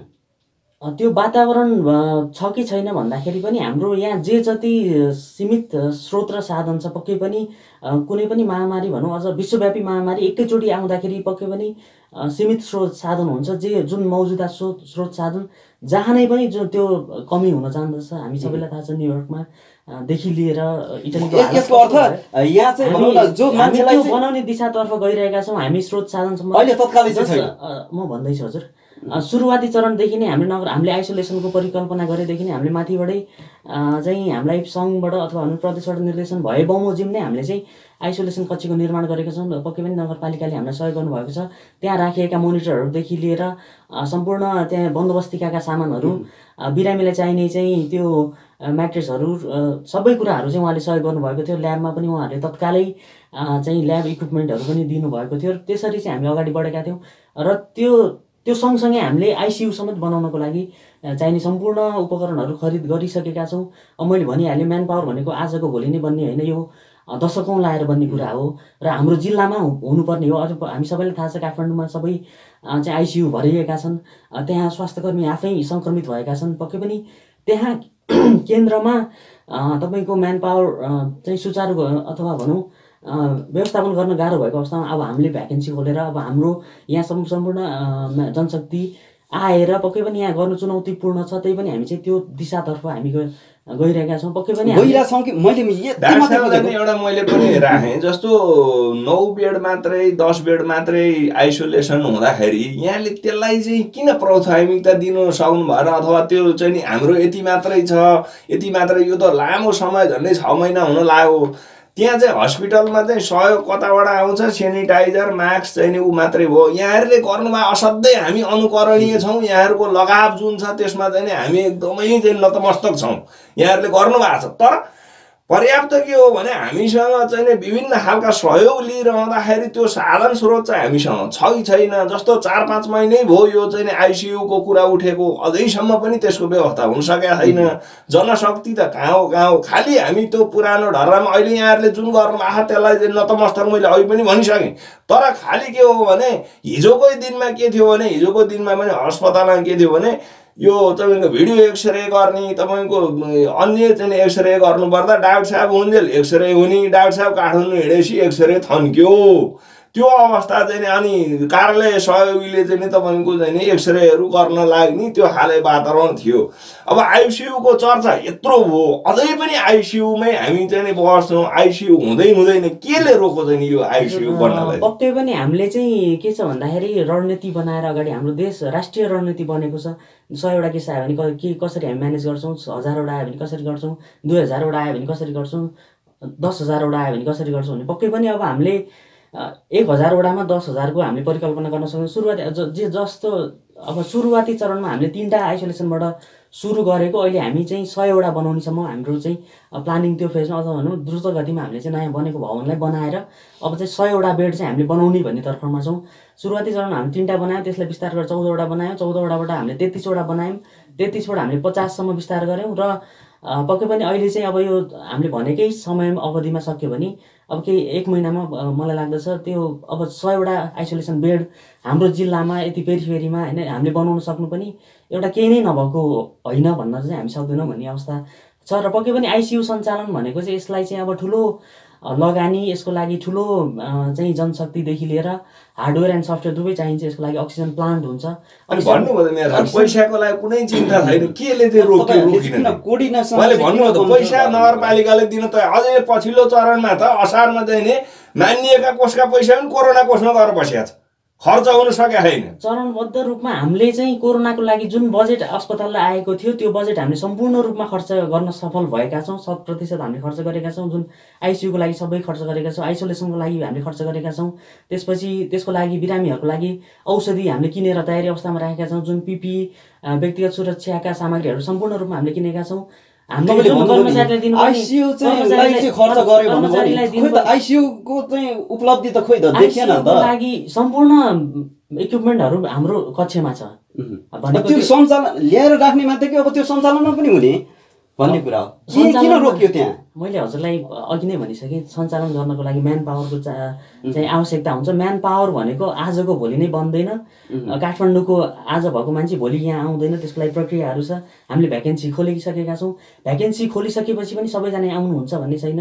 कति आउनु होला, कति नआउनु होला, जोखिम छ। सबैजना चाहिँ जोखिममा रहेर अथवा भनौँ अब काठमाडौँमा त हजुरको चाहिँ आधा जनशक्ति क्वारेन्टाइनमा बस्ने, आधा जनशक्ति ड्युटीमा बस्ने भनिसकेपछि पक्कै पनि स्थिति अलिकता दयनीय नै छ। त्यसलाई अब हामी सबैजना मिलेर के कसरी गर्न सक्छ, चरणबद्ध रूपमा हामी अगाडि बढ्छौँ। अलिकति अब आइसियु आउन सकेन त्यो आउला मैले मेयर साहबलाई नि आकर्षित गरेँ। यो पिसिआरको जुन चाहिँ नि आजको भोलि रिपोर्ट आएन, अर्को आएन, डाक्टर साहबप्रति नै लक्षित हुँदै पिसिआर मेसिन किन्ने पनि चर्चा चलो, राख्ने ठाउँको पनि चाहिँ नि चर्चा चलो, तर पिसिआर मेसिन चाहिँ आएन। मलाई जहाँसम्म लाग्छ यसको लागत चाहिँ 60 देखि 80 लाख रुपियाँ चाहिँ नै मेसिनलाई पर्छ भन्ने हो।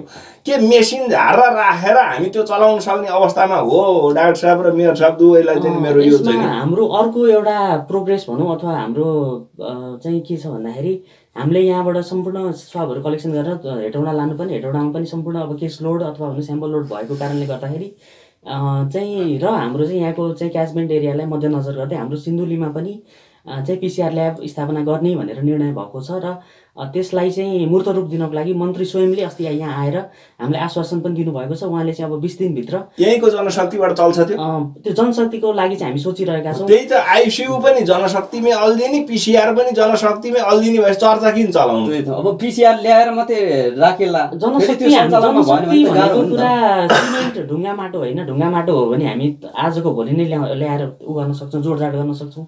तर जनशक्ति भनेको मैले अगाडि नै भनिसकेँ बन्नको लागि धेरै टाइम लाग्छ। तर त्यो खोज्नको लागि हामीलाई गुमराहमा सिन्धुलीको वासीलाई अथवा सदरमुकामवासीलाई गुमराहमा किन राखिदिनुहुन्छ यसरी? मैले प्रदेशमा पनि सोधेँ मन्त्रालयमा, त्यहाँ के भन्यो भने तपाईँहरू मेसिन लगाएर के गर्नुहुन्छ, चलाउने मान्छे छैन, तपाईँहरूको आइसियु गरेर लगाएर के गर्नुहुन्छ जनशक्ति हुँदै? त्यो जनशक्ति सहित कति अझ पिसिआरको अब डाक्टर साहबले भन्नु होला त्यो चलाउनको लागि चाहिँ ठुलै टिम चाहिन्छ भन्ने खालको कुरा आएको छ। जुन कुरो हुँदैन र हामीसँग जनशक्ति छैन भने त्योतातिर चाहिँ अझ आएर हामीलाई बेवकु किन बनाइदिन्छ? जनशक्ति र हार्डवेयर र सफ्टवेयर एकै दिन आउनुपर्छ भन्ने छैन। हामीले चाहिँ उपकरणहरू ल्याएर स्ट्यान्ड बाई राखेर जनशक्ति पनि गर्न सक्छौँ अथवा जनशक्ति भर्ना गरेर किन जनशक्ति भर्ना गरे भन्ने कुरा नि आउला उपकरण नकिनिकन पक्कै पनि चरणबद्ध रूपमा हुन्छ। पोजिटिभ सकारात्मक दिशातर्फ जानु पक्कै पनि उहाँले घचघचाउनु पुरा हामीलाई त्यसले गर्दा अझ बढी चाहिँ प्रेसर फिल हुन्छ चाँडो काम गर्ने भन्ने कुरा चाहिँ। यहाँ राजमाजीलाई भन्नुभयो नि यो पिसिआर मेसिनको डाक्टर साहब यहाँ हुनुहुन्छ, मलाई एकजना मान्छेले फोन गरेर भने यो सायद वैशाख जेठतिरै हो। मलाई के भन्नुभयो उहाँले भने यो पिसिआर तपाईँको चेक गरेर हेर्नु किन लानु पठाइरहनुहुन्छ, तपाईँले एउटा मेसिन किनिदिनुहोस् मेयर साहब, तपाईँलाई राम्रो हुन्छ भनेपछि म लगभग हुन्छ भन्ने पुगेको थिएँ म। र मैले डाक्टर साहबलाई सोधेँ मेसिन त म किनिदिने भएँ, तर त्यो मेसिन किनेपछि त्यो मेसिनभित्र त्यो जाँच्ने मान्छे छैन सिधै। डाक्टर साहबले मैले सोद्धाखेरि त्यो डब्लुएचओले मान्यता दिएको मान्छे चाहिन्छ, हामीबाट सम्भव छैन भन्नुभयो। त्यहाँबाट म खतराको चुप लाएर बसेँ। हो यही प्रश्न हो। तपाईँको सामाजिक सञ्जालका भित्तामा चाहिँ ल पिसिआर मेसिन आउने भयो, सिन्धुलीमै जाँच हुने भयो, खुसीको खबर, अब चाहिँ तपाईँहरूको नडराउनु होला, एकदम सुरक्षित हुनुभयो भनेर चारैतिर तपाईँभन्दा नि माथिल्लो पदमा बसेकाहरू चाहिँ रङ्ग्याउने। अनि 3 दिनपछि त्यसपछि चाहिँ मेयर साहबले भने जस्तो प्राविधिक छैनन्, जनशक्ति नै छैन भनिसकेपछि खबर हो र साँच्ची यो चलाउनु त हामीले हुँदैन है। हामीले चाहिँ त्यो असार 15मा चाहिँ उसमा गएर खेतमा गएर हलो जोते जस्तो त हुँदो रहेछ, यो हामीलाई आउँदो रहेछ, सायद प्राविधिक छैनन् भन अनि चुप लाग घरमा बस्छु। यो तालले बेबाबुक हामीलाई किन बनायो क्या यो सिन्धुलीवासीलाई चाहिँ? खालि उहाँले भने जस्तो प्रयत्न यसले घचघच्याउन सक्छ, तर अलिकति चाहिँ नि प्रयत्नका नाउँमा चाहिँ नि सामान चाहिँ ल्याउन खोज्ने, सामान चलाउनु नहुने भइसकेपछि एकदम गाह्रो भन्नु। अब राजुजी अहिले भने म डाक्टर साहबले यो भन्दा हुन्थ्यो भने त म अघि जोडौँ, जस्तो यहाँ आइसोलेसन के अरे आइसियु उगेर हाम्रो त्यो पिसिआर मेसिन आउँदैछ नि, हिजो मात्रै म त अस्ति मन्त्रीजी आउँदा अब यो हुँदा तपाईँहरूले अहिले भनिहाल्नुभयो। अब मलाई त साँचो कुरा गर्दा मलाई त मन्त्रीजी आउने पनि खबर थिएन है। म काठमाडौँ थिएँ, मैले त हुन त म काठमाडौँ थिएँ, तर म अघिल्लो दिन गएको थिएँ, मलाई अघिल्लो दिन थाहा पाए म बस्न पनि सक्ने होला। तर मैले आइसी बुझेको चाहिँ त्यो मेसिन राख्ने भवनलाई व्यवस्थापन अहिले जुन पावि भवन ल्याएर नि त्यो मेसिन राख्नु हुँदैन अरे। म त अहिले त्यो कुरा मलाई थाहा थिएन, मैले त्यहाँ बुझ्दाखेरि चाहिँ त्यो जुन ढोकाबाट गयो त्यो अर्को ढोकाबाट निक्लिनुपर्छ अरे। म अहिले भर्खर बुझ्दैछु। म त फेरि म त डाक्टर साहब हुन्छ, डाक्टर साहब अहिले मैले धेरै कुरा बोल्नु किन डाक्टर साहब त उहाँहरू हो, हामी डाक्टर होइनौँ। अनि त्यहाँ मैले हिजो के सुने भन्दा अब तपाईँको हामीले अर्को त्यो मेसिन राख्नको लागि 3 कोठाको अर्को भवन व्यवस्थित नभइकन हुने सम्भावना कम रहेछ। भर्खर मैले म अस्ति दिन बेलुका आइ पनि हिजो मैले थाहा पाएँ। किन भन्दा मैले के भनेको, मैले त हजुरले जोडेको थिएँ, हामीसँग मेन पावर अनि त्यो मेसिन र त्यो मेसिन राख्ने भवन पनि व्यवस्थित चाहियो कि त्यो चाहिँ चिजलाई अगाडि नै व्यवस्थापन गरेर ल्याउँदा चाहिँ बहुत राम्रो हुन्थ्यो। यहाँ अघि अब तपाईँहरूले भनेको कुरा अलिकति चाहिँ के मैले जोडेँ भन्नु होला भने यो आउने भवन र हल्ला गरियो, तर आउँदाखेरि चलाउने मेन पावर पनि साँचो भन्दा अब आउँदाखेरि राख्ने कुन भवन भन्ने पनि यो त म त भर्खर हिजो पो थाहा पाएँ कि त्यो जुन ढोकाबाट गयो उही ढोकाबाट नारो जानुपर्छ त्यो थियो। अहिले फेरि त्यहाँ अर्को अहिले बनाउनुपर्छ भन्ने कुरा आइसकेको छ। पक्कै पनि अब यो पिसिआर जाँच गर्नको लागि, यो कोरोनाको लागि पक्कै पनि अलिकता सोफिस्टिकेटेड डब्लुएचओले भनेको मापदण्ड अनुसार जुन हामी चाहिँ बायोसेफ्टी लेभल 2 ल्याब भनेर भन्छौँ, BSL2, त्यो ल्याब चाहिँ हामीले बनाउनु पर्ने हुन्छ। सरले भन्नुभएको जस्तै त्यहाँ 3टा कोठा अथवा भनौँ आउने जाने इन्ट्री एक्जिट छुट्टै हुनुपर्ने, पर्याप्त प्रकाश हुनुपर्ने, कर्मचारीलाई त्यहाँ बस्ने व्यवस्था हुनुपर्ने, स्याम्पल कलेक्सनको लागि छुट्टै, एक्सट्र्याक्सनको लागि छुट्टै, रिपोर्टिङको लागि छुट्टै भन्ने कुराहरू छँदैछ। र यसको लागि चाहिँ अब पक्कै पनि उपयुक्त भवन हुनुपर्ने आवश्यकता छँदैछ र म्यान पावर पनि मन्त्रीज्यूले के भन्नुभएको छ भन्दाखेरि हामीले आश्वासन के दिएर जानुभएको छ भन्दाखेरि तपाईँहरूले यो जिल्लामा कतिजना म्यान पावर हुनुहुन्छ ल्याबसँग काम गर्ने, ल्याब सम्बद्ध प्रयोगशालामा काम गर्ने, पहिला त्यसको लेखाजोखा गर्नु होला। त्यसपछि अपुग जनशक्ति चाहिँ हामी भ्याकेन्सी गरेर खोल्नेछौँ। जनशक्तिको कुरा गर्नुहुन्छ भने अहिले कस्तो अवस्था छ भन्दाखेरि हामीसँग एकजना क्वालिफाइड जसले मास्टर गर्नुभएको छ ल्याबमा, उहाँ जनशक्तिलाई चाहिँ हाम्रो ल्याबको कर्मचारीलाई चाहिँ प्रदेशमा तानेर चाहिँ उहाँले काम गरिरहनु भएको छ। प्रदेशबाट पनि अझ उहाँलाई चाहिँ केन्द्रीय ल्याबमै तान्ने जस्तो पनि कुरा छ भन्ने कुरा पनि सुनिन्छ। भनेपछि म्यान पावरको कति तानातान, कति कमी छ भन्ने यो कुराबाट नि अब हामीले गर्न सक्छौँ। अब हाम्रो जिल्लामा के कति सकिन्छ सुरुमा अब हामीले त्यो दिशातर्फ चाहिँ गएको छ। अब कामना गरौँ त्यो चाँडै नै ल्याब सञ्चालन हुन्छ भन्ने कुरामा चाहिँ हामी आशावादी छौँ। हाम्रो चाहिँ यही हो क्या कुरा भनेको चाहिँ ल्याब सञ्चालनमा हुन्छ, तर पनि अब हुने वातावरण चाहिँ छ कि छैन, त्यो मेन पावरकै कमी कमजोरी छ भन्ने कुरा हो। अब ल्याएर मात्रै त भएन, अब त्यो सञ्चालन हुने वातावरण चाहिँ छैन। तपाईँले अब त्यही भन्यो कर्मचारी नै आवश्यक छ, तानातान छ। अब व्यवस्था चाहिँ हुने हो कि छ कि छैन, अब तपाईँहरूबाट त हुँदैन भन्ने कुरा त भइसक्यो। अब कर्मचारी पनि एकै दिन, भवन पनि एकै दिन, अनि त्यो हजुरले भन्नुभएको जस्तो त्यो पिसिआर मेसिन पनि एकै दिन, त्यो त कहीँ पनि सम्भव हुँदैन। चर्चा चलेकै 4 महिना भइसक्यो। चर्चा कसले चलायो, के चर्चा तपाईँहरूकै निकायको भित्रकै मान्छेले फेसबुकमा रङ्गिया जसले चलाउनु भयो उहाँले नै उत्तर दिनु होला। त्यसको उत्तर दिन म समर्थ छैन होइन। तर के छ भन्दाखेरि निर्णय भइसकेको छ, सिन्धुलीमा पनि आवश्यक हो भनेर हाम्रो प्रदेशले निर्णय गरेको छ। हामीले पनि हामीलाई यहाँ आवश्यक छ, हामीलाई चाहिँ त्यो दिएको खण्डमा हामी चलाउन सक्छौँ भनेर हामीले पनि माग गरेर जिल्ला स्थित हाम्रो विपदको मिटिङदेखि लिएर हामीले चाहिँ यो कोरोना क्राइसिस म्यानेजमेन्ट सेन्टर त्यो कमिटीबाट पनि हामीले लेखी पठाएका छौँ। त्यो अनुसार उहाँले आश्वासन पनि दिनुभएको छ। खरिद प्रक्रिया पनि अगाडि बढिसकेको छ। यो भन्नु नै करिब हामीले चाहिँ अब आजको भोलि नै यो अब विदेशबाट ल्याउनु पर्ने मेसिन सोफिस्टिकेटेड मेसिन हो, त्यो हिसाबले अब त्यो मेसिन खरिद हुँदैछ भन्ने कुरा पनि अलिकता चाहिँ आशाका किरणहरू हुन् कि भन्ने कुरा चाहिँ। हजुर, अब म यहाँ गैसेस महासङ्घका अध्यक्ष वेदराज दाहालतिर जान चाहन्छु। अब तपाईँहरूको भूमिका भनेको यो पारदर्शिता हेर्ने, यो के छ कस्तो छ भन्ने पनि त होला होइन? के छ अहिले यो सिन्धुलीमा चाहिँ आइसोलेसन निर्माणमा होइन पारदर्शिता के छ कस्तो छ र आइसोलेसन निर्माणको मापदण्डहरू के छ कस्तो छ तपाईँहरूले यसो हेरिरहँदाखेरि के लाग्छ त तपाईँलाई? आइसोलेसन निर्माणको सन्दर्भमा अब जिल्ला विपद व्यवस्थापन समितिमा गैसेसा महासङ्घ पनि सदस्य हुने व्यवस्था भएअनुसार त्यो प्रारम्भिक चरणको बैठकमा म पनि सहभागी थिएँ। त्यहाँ चाहिँ अब प्रदेश सरकारबाट आइसोलेसन व्यवस्थापनको लागि भनेर पत्रचार भएको, सोही अनुसार अब आइसोलेसन व्यवस्थापनको लागि अघि मेयर साहबले भन्नुभयो जस्तै यहाँ विद्यमान भएका घरहरूको बारेमा, भवनहरूको बारेमा एक खालको सर्वेक्षण गरिएको, उपलब्ध घरहरूबाट अहिले हामीले खोजे जस्तो आइसोलेसन सञ्चालन हुने अवस्था नभएको अवस्थामा चाहिँ त्यस्तो बखतमा अब नयाँ ठाउँमा नयाँ संरचना निर्माण गरेर आइसोलेसन व्यवस्थापन गर्ने भन्ने प्रयोजनले त्यहाँ छलफल भयो। सोही अनुसार अब कमलाबाई नगरपालिकाले जग्गा व्यवस्थापन गरेको ठाउँमा अहिले धमाधम आइसोलेसन निर्माण भइरहेको छ। यहाँ चाहिँ अब सबै सरकारवाला सबै पक्ष को संलग्नता देखिन्छ। हुन त अघि पनि प्रश्न सवाल उठिसकेको छ। अब कमलाबाई नगरपालिकामा निर्माण भइरहेको आइसोलेसनको नेतृत्व चाहिँ कमलाबाई नगरपालिकाले, यहाँको सरकार प्रमुखले गरेको भए अझ त्यो चाहिँ राम्रो हुन्थ्यो। किनकि भोलि भवन निर्माण भइसकेपछि, आइसोलेसन स्थापना भइसकेपछि त्यसको समग्र व्यवस्थापनको जिम्मेवारी चाहिँ कमलाबाई नगरपालिकाकै हो। यहाँकै सरकारको भएको कारणले गर्दाखेरि त्यो पूर्व तयारी कै अवस्थामा सरकारलाई जिम्मा दिएर सरकारले पनि त्यसको नेतृत्व गरेको भएदेखि त्यसको अझ राम्रो व्यवस्थापन हुन्थ्यो होला भन्ने कुरा हामीलाई पनि लागेको। गरेको भयो भन्दा पनि गर्नुपर्छ, त्यो त नीति हो नि त। मेयर साहब त आज हुनुहुन्छ, भोलि अर्को आउँछ अथवा उहाँ नै रहनु होला, तर त्यसको त ऊ छ नि त, हुनु पर्थ्यो होइन पर्छ। यसमा मलाई लागेको एउटा कुरा चाहिँ प्रदेशले चाहिँ यो कोभिडको लागि नियन्त्रणको लागि आइसोलेसन निर्माण गर्ने भन्ने एउटा निर्देशिका जारी भएको छ। त्यो निर्देशिका भइसकेपछि प्रदेशको पैसा खर्च गर्नको लागि के कसरी गर्ने, कहाँबाट कुन माध्यमलाई कसलाई चाहिँ बजेट विनियोजन गर्ने भन्ने निर्देशिका छ। त्यो निर्देशिकामै रहेर त्यो काम भएको जस्तो लाग्दछ। पक्कै पनि यो प्रदेशमा बजेट आएको हुनाले त्यसमा चाहिँ के भनेको छ भन्दाखेरि त्यो सम्बन्धित स्थानको स्वास्थ्य संस्थाले अथवा भनौँ विपद समितिले लगायत विभिन्न समितिले अहिले चाहिँ विपदको रूपमा त्यसलाई चाहिँ हामीले आइसोलेसनको लागि चाहिँ बजेट विनियोजन गरेर हामीले त्यो अनुसार निर्देशिका भएको बमोजिम हामीले चाहिँ सर्वपक्षीय सर्वदलीय भेला, विपदको भेला र अस्पताल विकास समिति, सञ्चालन तथा विकास समितिको निर्णयले हामीले लेखी पठाएर त्यही अनुसार प्राविधिक इस्टिमेट गराएर एक्सन प्लान बनाएर कार्ययोजना बनाएर चाहिँ हामीले पठाएका छौँ र त्यो पठाएको अनुसारले कामहरू पनि अगाडि बढेको छ। बजेट अब आउने क्रममा छ।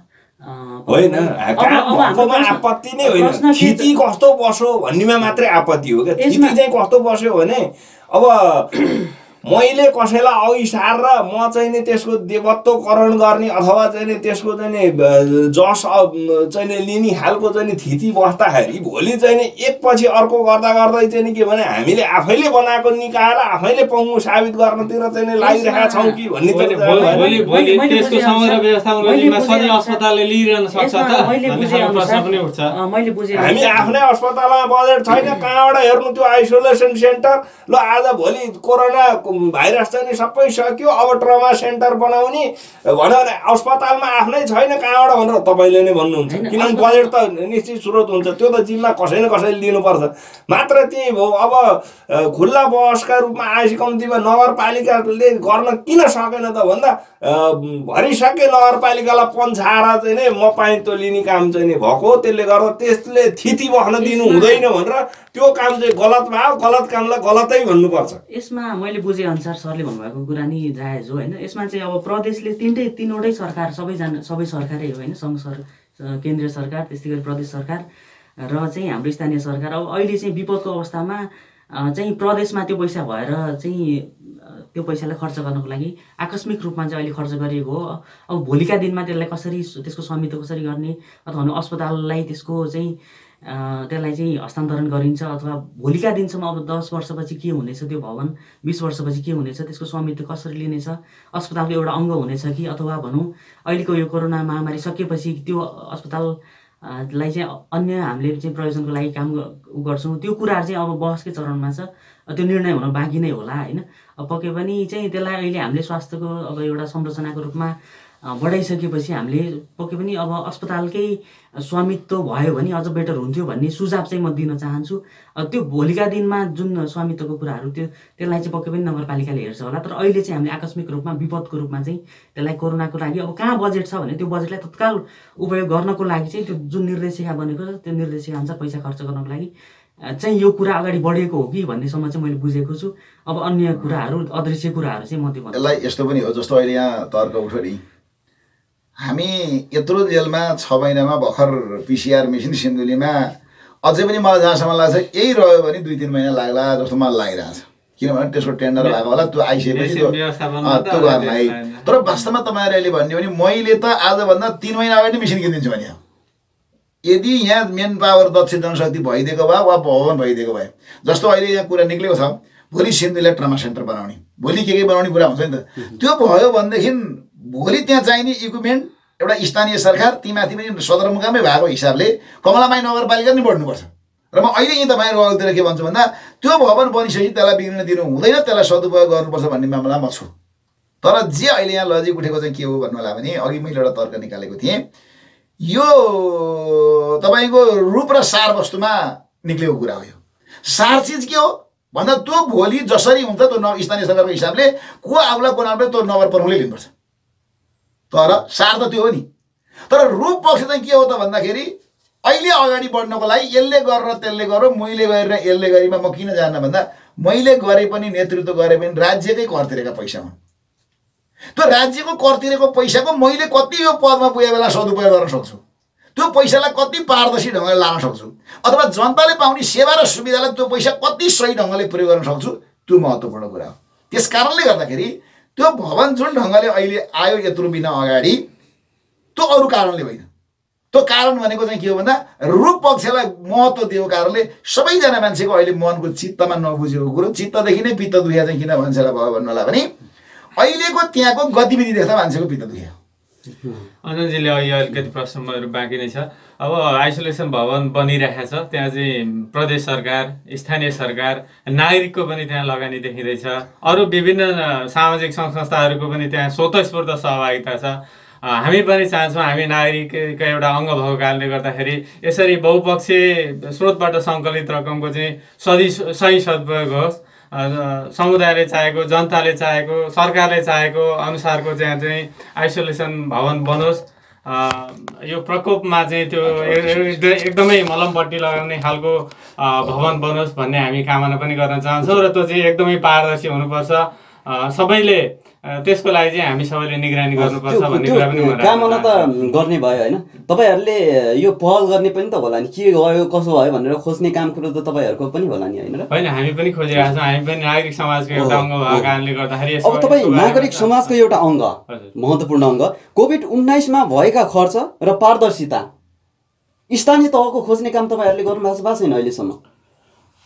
अब हामीले नै त खोजिरहेको छौँ। एउटा कुरा अर्को पनि मैले कुरा गरेँ, यो चाहिँ राष्ट्रिय मानवाधिकारको आयोगको तर्फबाट यहाँ एउटा अनुगमन समिति छ। यहाँ चाहिँ पत्रकार महासङ्घ, नेपाल बार एसोसिएसन र गैर सरकारी संस्था महासङ्घको सहभागितामा एउटा अनुगमन समिति छ। यो कोभिड-19ले सृजना गरेको समस्या, त्यसमा मानवाधिकारको अवस्था, स्थानीय सरकारले गरेका काम कारबाहीहरू सँगसँगै सङ्घीय र प्रादेशिक सरकारले स्थानीय तहमा गरेका काम कारबाहीको बारेमा चाहिँ हामीले सूक्ष्म रूपमा निगरानी पनि गरिरहेका छौँ त्यस यो अनुगमन समितिको तर्फबाट।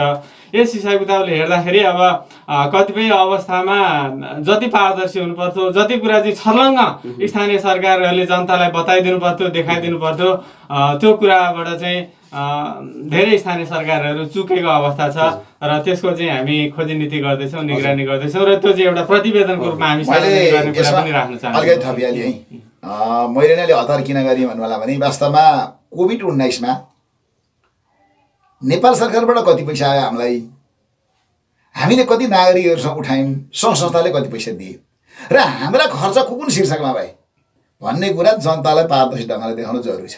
हजुर, म स्थानीय सरकार प्रमुखको हिसाबले मैले हिजोबाट म लागेको छु, सायद म आज बिहान भयो, अहिले मेरो अफिसमा नि काम छ, म जान्छु र म आज चाहिँ सबै वेबसाइटमा हालिदिने पक्षमा छु। किन भन्नु होला भने मैले हिजो एक ठाउँमा भनेको पनि थिएँ, म आज यो रेडियोले मलाई बोलाइरहेको कारणले गर्दाखेरि यहीँ नै मैले सार्वजनिक गर्छु भनेको, तर यहाँ पनि समय एकदम अभाव भइसक्यो मैले, किनभने अहिलेसम्म कमलामाई नगरपालिकाले कुन कुन शीर्षकबाट कति पैसा उठायो, कर्मचारीसँग कति पैसा उठायो, विभिन्न संस्थाले कति पैसा दिए, अस्पताललाई कति पैसा सहयोग गर्यो, स्वयं कमलामाई नगरपालिकाले त्यो बेलामा पिपी सेट थर्मागन लगाएका सामग्रीहरू नगरपालिकाले कति किन्यो र कमलामाई नगरपालिकाले राहतको नाउँमा कति घर परिवारलाई राहत बाँड्यो, त्यो राहत बाँड्दा के चिथे हुन त कमलामाई नगरपालिकाको वेबसाइटमा हामीले हालिरहेका छौँ। तर पनि त्यसको यो साउनको पनि मैले 10 गतेसम्मको चाहिँ हिसाब भनेको छ र वास्तवमा तपाईँले जे कुरा उठाउनु भएको छ, हामीले सबभन्दा नेपालको अहिलेको समस्या भनेकै पहिलो काम भनेको पारदर्शितामा जानु पर्थ्यो र हाम्रा कामहरू अपारदर्शिता जुन किसिमले मान्छेले भनिरहेका छन् र म यी तपाईँले यतापट्टि फर्किरहँदा पनि त्यो मैपट्टि फर्किए जस्तो मैले महसुस गरेँ, किनभने म सरकारको प्रमुख भएको हिसाबले गर्दा आज अहिले म 3 बजेभित्रसम्ममा कमलामाई नगरपालिकाको वेबसाइटमा सबै तपाईँहरूले हेर्न सक्ने गरी छर्लङ्ग पारदर्शी ढङ्गले म चाहिँ वेबसाइटमा हालिदिन्छु र त्यसमा पनि फेरि पछाडि बहस गर्नुपर्छ भने ती शीर्षक विषयमा बहस गर, किनभने यहाँ तपाईँसँग अलिक म त सबै लिस्ट बोकेर आएको थिएँ। आज म आज यही आयो भने मैले मोबाइल पनि बोकेर आएको छु, मैले मोबाइल पनि लिएको छु, यहाँ कागजपत्र लिएको छु। जस्तो कमलामाई नगरपालिका कतिजना मान्छे कोरोनामा सङ्क्रमित भए, कमलामाई नगरपालिका विदेशबाट कतिजना मान्छे आए, हाल कमलामाई नगरपालिकाको के अरे तपाईँको आइसोलेसनमा कतिजना छन्, कतिजना मान्छे उपचार गरेर बसे, तीमध्ये महिला कति छन्, पुरुष कति छन्, यी जम्मैको बारेमा र कमलामाई नगरपालिकाले क्वारेन्टाइनमा राखेका मान्छेमा खर्च कति भयो, कति पैसा निक्लेको छ, अहिलेसम्म प्रदेश सरकार र सङ्घीय सरकारले कति पैसा दिएको छ, यी सबैको विषयको बारेमा चाहिँ हामीले कोभिड-19 को नाउँमा अपारदर्शिता गरेर यो रोग लागेको बेलामा पनि हामीले पैसातिर ध्यान आँखा गाडी भनेदेखि यो रोगले हामीलाई पनि छोड्नेवाला छैन है। यो हिसाबले गर्दा यो हिसाब चाहिँ म पत्रकार सम्मेलन गर्ने विचारमा थिएँ, तर पत्रकार धेरै मान्छे फेरि जमघट गर्न पनि नमिल्ने भएको कारणले गर्दाखेरि मैले अहिले नै सायद अब तपाईँको यहीँ भनेको थिएँ, यहाँ मैले भ्याइन, अब पनि समय अभाव पनि छ, म पनि मिडियाले आजको दिनमा म चाहिँ हिसाब सार्वजनिक गर्दैछु। मैले यो दाइले भन्नुभयो जस्तै मेरो साहबले भन्नुभयो जस्तै केही साथीहरूको वेबसाइट पनि हेरेको थिएँ कि तपाईँले यो भन्नुभएपछि के रहेछ त अवस्था, कसैले सार्वजनिक गर्नुभएको छ कि राख्नु भएको छ कि भनेर मैले सर्च गरेका वेबसाइटहरूमा कतै पनि यो खर्चको बारेमा चाहिँ जानकारी पाइन। त्यस्तो मैले यो कुरा गरिरहँदाखेरि तपाईँहरूलाई मैले यो विषयमा सोध्दैछु है अथवा यो विषयमा कुराकानी गर्दैछु है भन्दाखेरि मात्रै खोज्ने हो कि योभन्दा अगाडि नै खोज्ने हो त? होइन, अलिकति प्रिपेयर त विषयवस्तुको बारेमा तयारी भएर आउन पनि खोज्नु चाहिँ पर्यो। होइन होइन, मैले भन्न हामी जनतालाई सुसूचित गराउने कुरामा चाहिँ तपाईँहरूले कतिको स्थानीय तहले कतिको सुसूचित गरायो यो विषयमा भन्ने कुरा त तपाईँहरूले पहिल्यै गर्नुपर्ने होइन र? हो, त्यो गर्नुपर्ने हो। हामी नागरिक समाजको तर्फबाट किन सुक्नुभयो त? अब यो महामारीको कारणले गर्दाखेरि पनि, यो विपदको कारणले गर्दाखेरि पनि अब सबैतिर जान सक्ने स्थिति पनि छैन होइन, त्यसले गर्दाखेरि पनि हामी अलिकति चुकेको अवस्था चाहिँ हो। महामारीमा चाहिँ लुकेर बस्ने अनि जब सहज वातावरण हुन्छ त्यतिखेर मात्रै अगाडि बढ्ने हो त? होइन, हामी भित्रै बसेर पनि कतिपय कामहरू गर्न सक्छौँ। सङ्कट परेको बेला भन्ने बजार घुम्न चाहिँ पाउने होइन, बजार चाहिँ घुमिरहने, अनि सङ्कट पर्यो भने बाहिर नदिने, अनि कोठाभित्र बसेर लेख्ने, यो चाहिँ काम तपाईँले जे भन्नुभयो त्यो चाहिँ ठिक पनि हो। अब यहाँनिर अब हामी कार्यक्रमको अन्तमा छौँ, समय कम छ होइन, अन्तिममा म राजकुमार दाईतिर लाग्न चाहन्छु, उहाँलाई सोध्न चाहन्छु के छ कोरोना नियन्त्रणको लागि पत्रकारको भूमिका के रहनेछ, के रहेछ, कस्तो छ होइन, पत्रकारको भूमिका चाहिँ कस्तो रहन्छ? पत्रकारको भूमिका वास्तवमा धेरै नै रहन्छ। अब यो सामान्य कुरो भन्दा अहिले हामी जुन रेडियोमा बसिरहेका छौँ, हामीले चाहिँ घरका केटाकेटीलाई लु न बाबु साबुनले हात धोन भन्दा टेर्दैनन्, तर रेडियो उनीहरूले सुनिरहेका छन्, कानमा पर्यो भनेदेखि उनीहरूले चाहिँ त्यो हात धोने अथवा सेनिटाइजर लाउने अथवा चाहिँ समुदायमा ऊ भएर हिँड्नु हुँदैन भन्ने खालका चाहिँ कुराहरू निम्त्याउन धेरै नै भूमिका छ। तथापि हामीले चाहिँ कतिसम्म गऱ्यो भने अहिले मेयर साहबले पनि भन्नुभयो, सुरुको चरणमा अलिकति बाहिर निस्केर हुन्छ कि आफू कसरी जोगिएर हुन्छ, अथवा उहाँ पुगेका ठाउँबाट सूचना लिएर हुन्छ कि अथवा अर्को स्थानीय तहको मान्छे प्रमुख अथवा कोहीले गरेका कामहरूलाई हामीले यति चाहिँ नै उ गऱ्यौँ कि सिन्धुलीको कोरोना नियन्त्रण अथवा यहाँको भएको सहभागिता हेर्न धेरै ठाउँबाट मेयर साहबलाई पनि फोन पनि आएछ र धेरै चाहिँ नै सिन्धुलीले वास्तवमा सिन्धुलीले चाहिँ गरेको छ, अझ त्यसमाथि कमलामाईको मेयरले चाहिँ गर्नुभएको छ भन्ने हिसाबले पनि गरे। हामीले भनेको नराम्रा कुराहरूलाई चाहिँ बाहिर ल्याउने पारदर्शिता हुनुपर्छ भन्ने र जनचेतना चाहिँ भरमग्दुर जगाउनलाई हाम्रा माध्यमहरूको हामीले सही सदुपयोग गर्ने हो। तथापि अब कतिपय कुरा उहाँले भने जस्तो सूचना लिनलाई ढिलाइ हुने अथवा कतिपय अवस्थामा सूचनै लुकाइदिने अथवा कतिपय पारदर्शितामा यही नाउँमा पनि जस्तो मेयर साहबले भन्नुभयो कोरोनाको बेला पनि 2 पैसामा रियाल काट्नेलाई त त्यही कोरोना लाग्छ चाहिँ त्यो भने जस्तो तालले उहाँले भने जस्तो हो। अब रियाल काट्ने पनि धेरै देखिए। अब प्रश्न पनि काम गर्दै जाँदा प्रश्न उठ्छन् नउठ्ने होइन, तर त्यसलाई चाहिँ सही समयमा चाहिँ नि सही ढङ्गले चाहिँ जवाफ दिन सकौँ भने त्यो प्रश्नले चाहिँ नि केही फरक पार्दैन। प्रश्न उठ्नु भनेको मैले काम गरेर छु भन्ने एउटा प्रमाणित पनि हो र प्रश्न उठ्दैमा डराउनु पर्ने केही पनि छैन।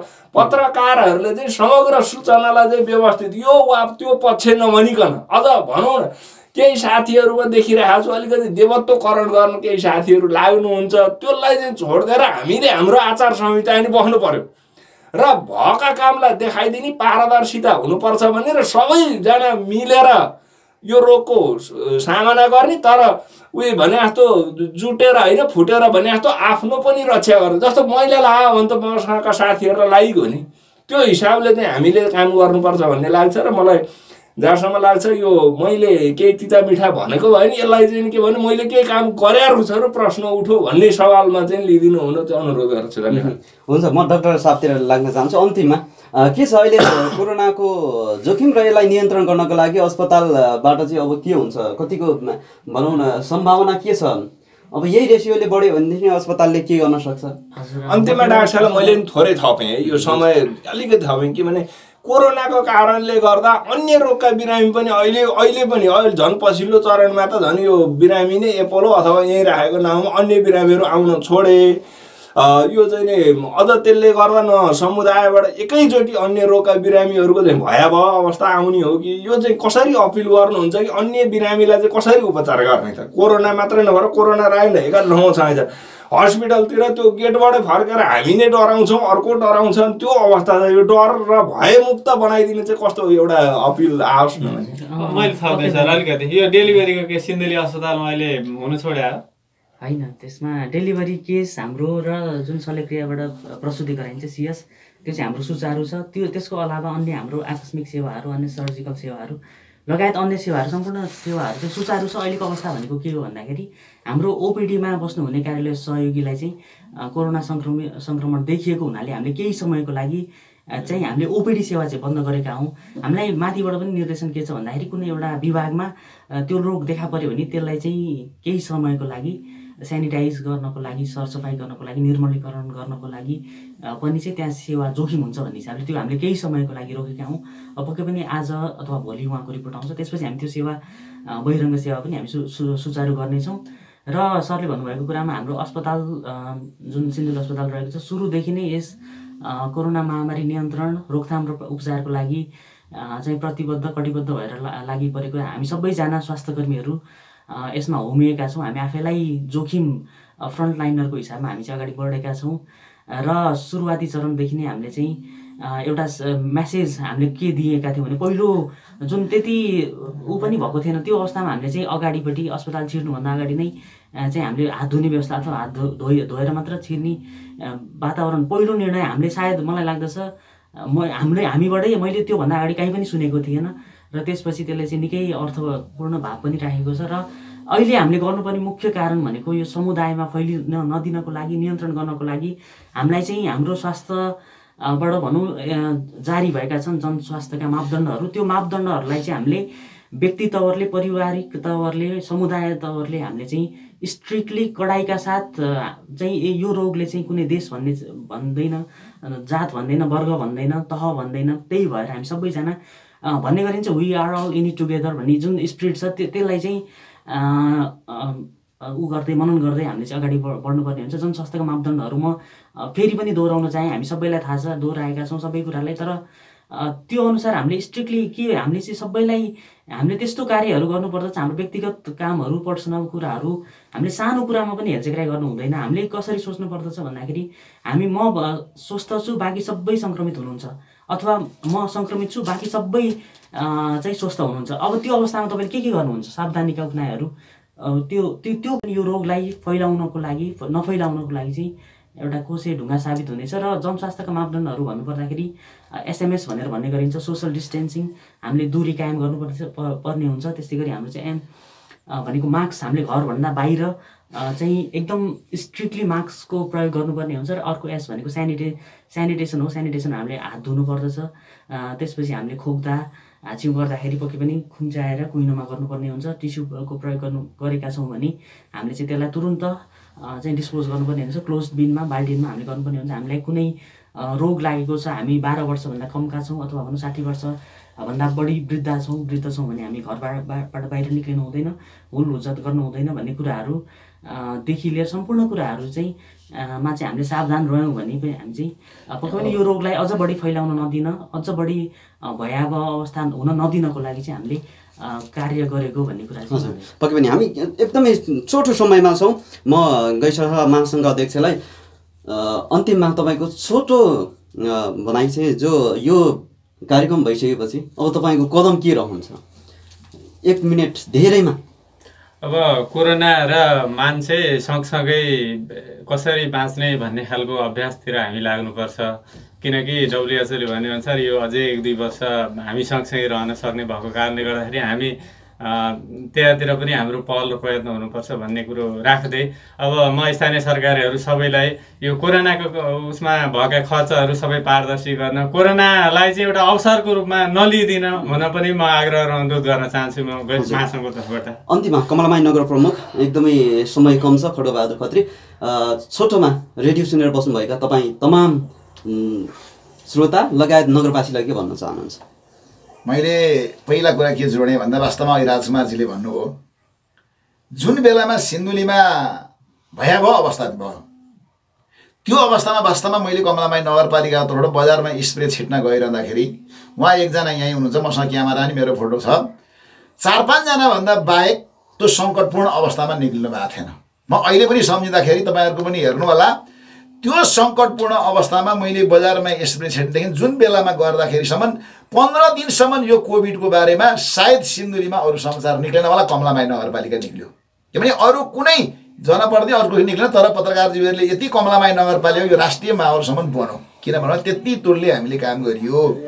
तर त्यत्रो काम गरिसकेको अवस्थामा अहिले जे उहाँले भन्नुभयो, मैले राजकुमारजीले यताउति भनेको मैले उहाँले भनेकोमा 100 सम्झु, किन उहाँले एकदम सही कुरा निकाल्नु भएको छ। किन भन्दा जो मान्छे सधैँभरि मेरो चाहिँ लक्ष्य के छ भने मेरै अघितिर घुमेर चाप्लुसी घसिरह्यो भने त्यो मान्छेसँग साह्रै ढङ्गले विश्वास गर्नु हुँदैन। तर नियत खराब नराखेर नीतिगत रूपमा गरेको स्वस्थ किसिमको आलोचना गर्नैपर्छ, नत्र भने मान्छे सुध्रिन पाउँदैन। किन भन्नुला भने त्यो के अरे त्यो धारलाई पनि त्यो के भन्छ, खुकुरीहरूको धारलाई पनि तपाईँको त्यो बेला बेला अर्जा भने त लाग्दैन, नत्र हुँदैन। त्यसले गर्दाखेरि म सकारात्मक किसिमका सुझाव सल्लाहलाई नम्बर 1 ग्रहण गर्छु। दोस्रो कुरा, यत्रो रूपमा निक्लिसके पछाडि हामीले पारदर्शिताको कुरामा मैले भने, अब म यसलाई दोहोऱ्याएर भन्दैन, अझै पनि मेरो मान्यता के हो भन्नुला भने सबैजना मान्छेको सकारात्मक सोच गरौँ। सबै चाहे पत्रकार, चाहे नागरिक समाज, चाहे राजनीतिज्ञ, चाहे स्थानीय तह, सबैको एउटै लक्ष्य भनेको कोरोना विरुद्ध लड्ने हो। यो कोरोना विरुद्ध लड्नको लागि यो बेलामा मैले जस पाउँछु कि पाउँदिनँ, यो बेलामा म ठुलो मान्छे हुन्छु कि हुन्न भन्नु हामीले पर्दैन। किनभने जनताले सङ्कटको बेलामा देखाएको छन्, आजभोलि त सहज छ। आजभोलि म अझै भन्छु तपाईँको, जुन बेलामा कोरोना भन्यो अहिले राजकुमारजीले उठाउनु भयो, बजारमा मैले स्प्रे छिट्न जाँदा उहाँहरू 500 जना पत्रकारभन्दा बाहेक कोही पनि तल्लामा निक्लिन आँट्ने मान्छे। सिन्धुली बजारमा पुरै सुनसान थियो हामी हिँड्दाखेरि, उहाँहरूले 4-5 जनाले मोटरसाइकल लिएर जानुभयो उहाँहरूले, नत्र त्यो अवस्थामा मान्छे त रसी थिए। यस्तो आजभोलि जस्तो हिँडेको थियो त्यो बेलामा त हामीले काम गरेका छौँ भने आगामी दिनमा यो कोरोना सम्बन्धी लड्नको लागि एक ढिकाबाट लड्नुपर्छ, नम्बर 1। दोस्रो कुरा भनेको उहाँले पनि भन्नुभएको छ, हरेक किसिममा अब तपाईँहरूलाई म पत्रकारलाई पनि यहीँबाट अनुरोध गर्छु, सकारात्मक किसिमका सुझाव सहित तपाईँहरूको पहिलो ध्यान अब के केन्द्रित गर्नुहोस् भन्दाखेरि यो नेपालको कोरोना भन्दा पनि खतरा रोग भनेको भ्रष्टाचार हो। यो कोरोना सँगसँगै यो भ्रष्टाचार पनि अन्त्य गर्ने दिशामा तपाईँहरू सञ्चारकर्मीहरू लाग्नुहोस्। यो र त्यो नबन्नुहोस्, यो त्यो नबन्नुहोस्। म कहिलेकाहीँ हेर्छु राजनीति आग्रह पूर्वाग्रह गर्दैन, राजनीति गर्नुपर्छ, राजनीति करण गर्न पाइँदैन। अहिले यो मुलुकमा अलि बेसी करण भएको छ। यसले गर्दाखेरि राजनीति गरौँ। आगामी दिनमा पनि तपाईँको यो सञ्चार माध्यमको उन्नति र प्रगतिको म कामना गर्छु र आगामी दिनमा पनि एकदम सही किसिमका सूचना लिएर सिन्धुलीमा विश्वासिलो सञ्चार माध्यमको रूपमा स्थापित होस् भन्ने शुभकामना दिँदै म बिदा हुन्छु। हस् त यति बेला तपाईँ हेर्दै र सुन्दै हुनुहुन्थ्यो साझा सभा रेडियो बसमा। आज सिन्धुलीमा कोरोना संक्रमणको सङ्ख्या बढ्नको कारण कोरोना नियन्त्रणको लागि स्थानीय तह तथा सरकारवाला निकायको भूमिका र कोभिड-19मा भएका खर्च र पारदर्शिताको विषयमा छलफल गर्यौं। आजको छलफल कार्यक्रममा कमलामाई नगर प्रमुख खड्गबहादुर खत्री, गैसर्स महासङ्घका अध्यक्ष बेतराज दाहाल, पत्रकार महासङ्घको पूर्व अध्यक्ष तथा कान्तिपुर दैनिक जिल्ला संवाददाता राजकुमार कार्की र जिल्ला अस्पताल सिन्धुलीका medical superintendent doctor Laxman Khadka हुनुहुन्थ्यो। आजको बसाइ तपाईँलाई हेरिरहँदा सुनिरहँदा के कस्तो लाग्यो? सल्लाह सुझाव र प्रतिक्रिया भए तपाईँले सल्लाह सुझाव र प्रतिक्रिया दिन सक्नुहुनेछ, जसको लागि हाम्रो टेलिफोन नम्बर 047 520 617 668मा सिधै सम्पर्क गर्न सक्नुहुनेछ र सामाजिक सञ्जाल फेसबुकमा लाइभ भइरहेको कमेन्ट बक्समा कमेन्ट गर्न नभुल्नुहोला भन्दै यतिन्जेलसम्म कार्यक्रम हेरेर सुनेर साथ दिनुभयो तपाईँ तमाम दर्शक श्रोतालाई एकमुष्ट रूपमा धन्यवाद दिँदै म कार्यक्रम प्रस्तुता अञ्जन राणा आजको बसाइबाट बिदा हुन्छु। नमस्कार।